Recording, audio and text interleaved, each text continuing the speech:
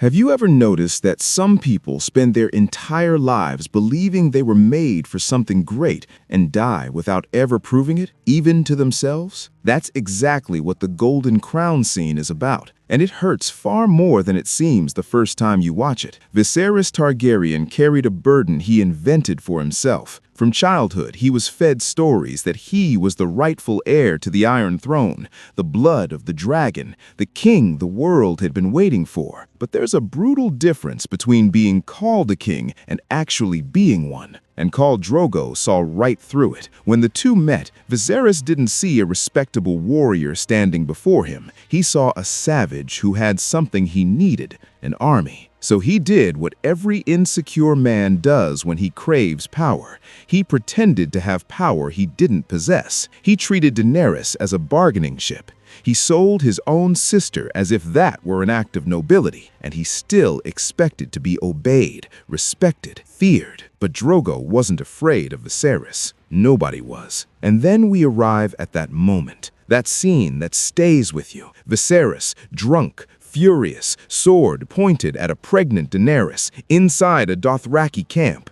He screamed for the crown he was owed. His voice trembled, his eyes filled with a rage that deep down was nothing but despair in disguise. Drogo listened in silence, and then he ordered the gold to be melted. The scene is visceral, the gold bubbling, the heat, the heavy silence of the camp, and Viserys slowly beginning to understand, far too late, that the world had never shared the vision he had of himself. When the scorching metal was poured over his head, Daenerys said something that cut deeper than the molten gold ever could. He was no dragon. Fire cannot kill a dragon. That line isn't just about death. It's about an entire lifetime of illusion collapsing in a single second. Viserys believed so deeply in his own myth that he never stopped to build anything behind it. He had the last name, he had the history, he had the title, but he had no character, no real courage, no ability to inspire anyone to follow him by choice. And you know what's most tragic? He knew it. Deep down, he knew. All that rage, all that arrogance,